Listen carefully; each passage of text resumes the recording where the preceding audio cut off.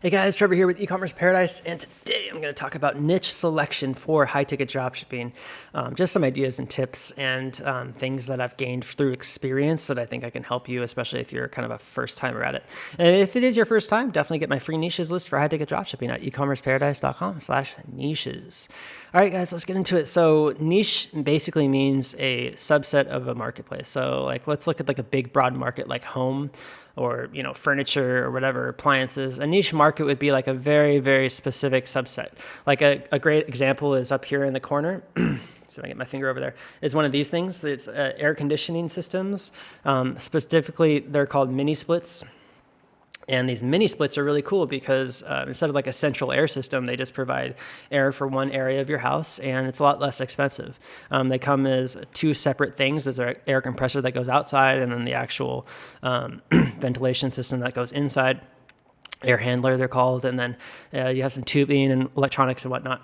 But yeah, mini splits are a great example of a niche marketplace. Another one is over here, kitchen appliances like refrigerators. And I don't really have much else here, but there's also like ranges and stove tops, and there's also microwave ovens and what else? There's a ton of other kitchen appliances. I just can't think of them right now, but dishwashers, laundry machines. So all these different appliances that you'll see at like a Best Buy or something like that, those are all great, and they sell online. There's certain brands that work online really well, and there's certain brands that only sell in retail stores. So just keep that in mind.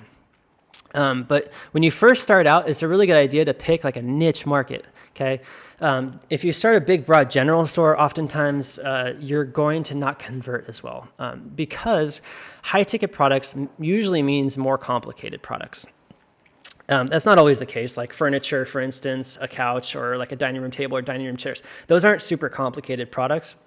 Maybe there's like a different finish or different material or different sizes, but for the most part, there's no electronics involved, and assembly is just basically screws and stuff like that. So furniture is really simple. Now, that's a great pro, but the con side of that is that there's going to be so much competition because they're so simple that it's going to be hard to compete, and probably high CPCs and high competition in the Google Organics. And, obviously you can buy furniture from almost any one of these like big stores. So people usually just walk into stores because they want to see the furniture before they buy it. So selling it online, it doesn't always work as well. Okay. So what I usually recommend getting into is a more complex niche, and that really requires a niche store. So how do you find niches? Well, you just look around your house or go outside and just while you're going out throughout your day, whatever you happen to do, just like if you ever see a thing that you think is expensive, write it down and then go research it on your computer later. Look at marketplace websites like Amazon or eBay or Walmart. Go into Google Shopping and type that product in and the name of it, and just look at niche stores. A niche store is just a store that sells that specific product. So usually that product is the category keyword is going to be in the domain name of that website. Just try to write down a whole list and brainstorm ideas. Another great way you can do it is just go to marketplace websites or any niche stores that you already shop on that you've seen, and sort by cost, high to low. And that way you'll be able to see all these different ideas for expensive products. And there's tons of different expensive products on there. So that's how you kind of get ideas. And then what do you do to research? Well, there's generally 4 or 5 different things I do to research. The first one is I just want to kind of determine how much competition there is and what the competitors are. So like I said, so you just have like a product category keyword, you just type it into Google and usually go to Google Shopping and you find how many niche competitors there are. And the filters I use are, you want the keyword usually to be in the domain name. Okay, because that's like 80% of the way it is. Niche stores have the keyword in their domain name, along with like another branding word or 2 branding words. And then you want to have online only. So they can't have like a retail storefront or any kind of showroom or like their own fulfillment center. And the way you do that is just go to like their contact page or something, or the footer of their website, and look at their address if they even list it. And if they don't list an address, most likely they're online only. But if they do, then look at the address on Google and just see, is it someone's house? Is it an apartment? Is it like a UPS store or some kind of fulfillment center? Because if that's the case, it's probably online only.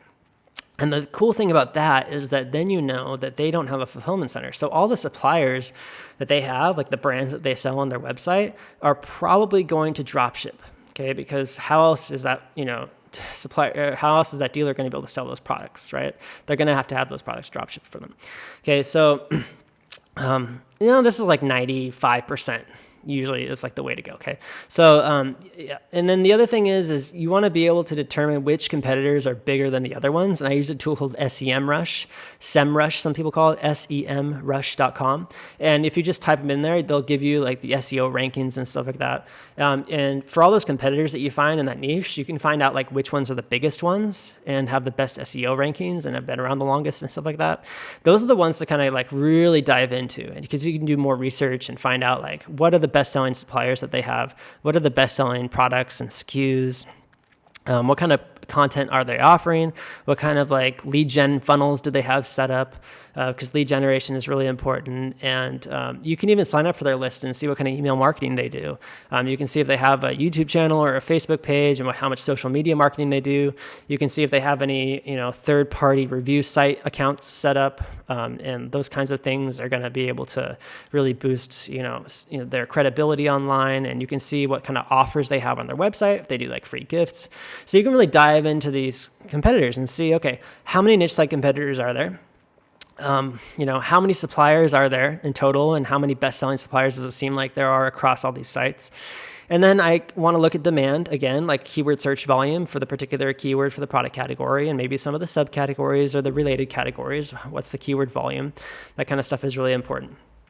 And generally, you can look at trends as well. Google.com/trends will tell you whether a niche is trending up or not. And if it's flat, no big deal. It just means it's kind of like a consistent evergreen category. If it's trending up, then that's usually a good thing. It means it's becoming more popular. If it's trending down, then that could be for one reason or another, and that should definitely require you to do some more research. Doesn't always mean it's a bad thing. It means that maybe some trends kind of blew up and became a bubble and popped, and then they're going to blow up again and whatever. So there's a lot of different things to do, but if the more research you can do in the beginning before you get started, the better off you're going to be in the long run, because you're going to have a better idea of like what's going to convert really well, how much work it's going to take. And, usually what I tell people when it comes to niche selection is like choosing a niche, especially if it's your first one, is you've got to find the intersection between what works really well already out there and what you are really good at. And when you can find where that intersects, then you're going to do great. But you've got to choose something that not only is already going to sell really well, but also something that you're really good at. Or you can choose to be really good at, like you can learn about and stuff like that, okay? When you can find something that matches that intersection, I think you'll do quite well. And then the only thing after that is just be consistent and be persistent. And never give up. Especially in the beginning, you can definitely spend a lot of money on ads and not get any sales and kind of feel really bummed out like you made some mistakes and it's not going to work. Don't give up. Okay, you can definitely just like lower your ad spend and try to figure out other things and look around your website and have somebody look at your website and maybe pay for some more coaching and figure out how to do ads better. There's lots of different things, but just never give up. Okay. When you get something started and something doesn't work out the first time, doesn't mean that you're a failure and you're never going to do it right. It just means maybe that like something's happening right now and you need to figure it out. Okay. So just keep looking into it and keep figuring it out and come up with a plan. Okay, so that's generally niche selection guidelines for high-ticket dropshipping, folks, and I definitely recommend getting my free niches list at ecommerceparadise.com/niches. Comes with a free mini course, and you can sign up for my masterclass for high-ticket dropshipping if you feel like you need that. And also, I offer coaching and consulting at ecommerceparadise.com. And I also provide lots of services because I have a whole team, and we build out stores, and we scale them and all that. So you can check those out, ecommerceparadise.com/services. We do a turnkey service for a full business build. We do ad management, SEO.